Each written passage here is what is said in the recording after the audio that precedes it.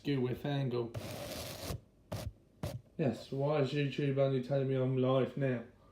With live like last minute, it's telling me that now. So guys, I'm just going to try and put that blind down. So I can get some better light. Why is it doing that? So I can get some better lighting.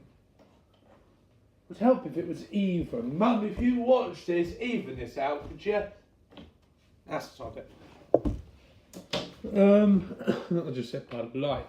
But no guys, the reason why I say be careful with cars is because on the 11th of November 2016, about a year and a day before I was baptised, a year and a day exactly, not roughly, a year and a day exactly, a year and a day before I was baptised, I had an accident and it was pretty severe.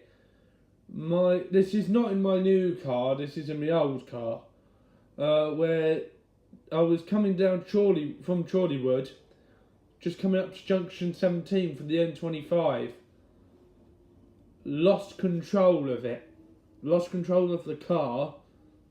What the police officer noticed was at the crash the handbrake was broken and the brake line had suffered a leak, which is what they had to fix there and then, otherwise they could not put it onto the tow truck.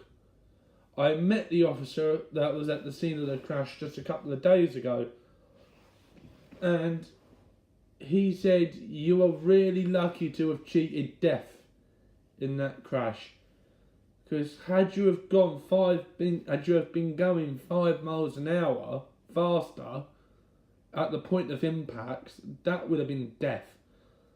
The car was already doing 15 miles an hour when I was at the point of collision. I collided with the curb and then went up onto a steep embankment which made me roll. Luckily the car didn't end up going onto its roof. We are lucky it ended up only going onto the driver's side. I am lucky I didn't have the driver's window open at the time of impact, because that could have been a lot worse than it actually was. So, yeah, had that window been open and I'd smacked my head on the floor, I probably would have needed intensive surgery. This is why you got to be careful with cars. And I say this particularly for people in Hayes. I mean, come on guys, admit it. You aren't the best drivers in the world. In fact, you're probably one of the worst. The speeds I see around that area, the idiots I see go around that area, it's unbelievable. It's amazing they even know how to drive. What I am going to say to you, YouTube, is the DVLA, they give you licences for a reason.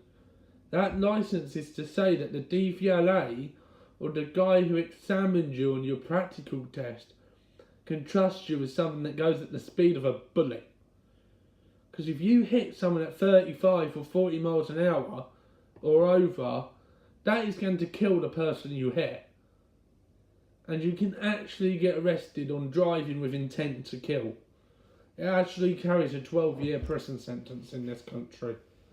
That's what I believe. That's what I've heard from watching. It's not Motorway Patrol, that's New Zealand. So it's Highway Patrol. Oh wait, no, that's Australia. What's it called? Road Wars, that's it. I know, a bit of an old-fashioned show. But you can ask any police officer in the UK. Cars aren't the safest thing in the world at the moment, because we have idiots driving them. In fact, this officer actually said to me at one point, take the idiots off the road and you'll be perfectly fine. I don't know what happens with these guys between when they pass their test and when they start driving like an idiot. I met this one guy who I know, he lives just up my side, just up here. And I said to him, how long have you been driving for now? He said 3 years. I said to him, alright then, how long have you been driving like a total tit? He'd done about 65 coming into this site.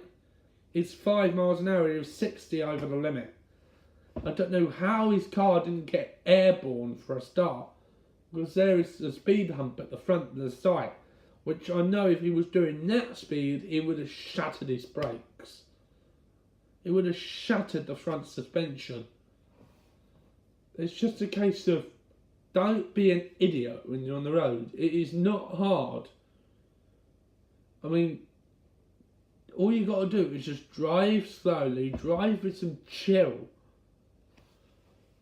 Just don't race. The roads aren't for racing. You want to race, go to a go-kart track.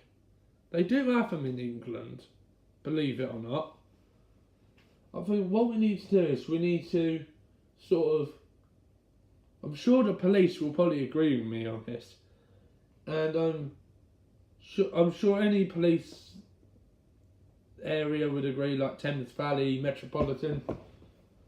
I'm sure even the Prime Minister, I'm even sure Theresa May would agree with me on this.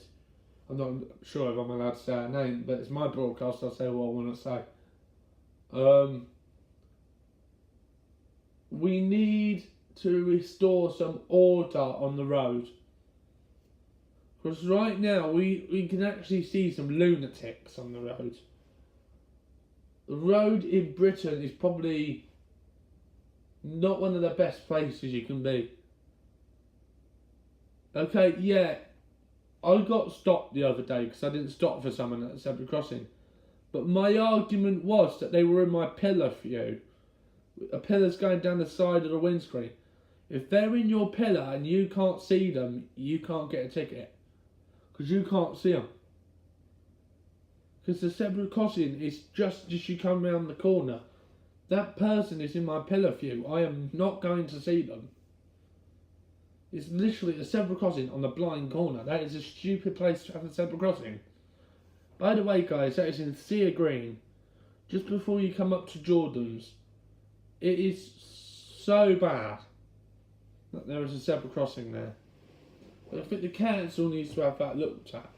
You can still see the markings, whether it actually is a crossing anymore, or whether it's been just taken down, I don't know, but that needs to be removed. You need to get the paint marks off, because people are stopping there, and they shouldn't be, because you should really stop when you see them yellow balls on the top.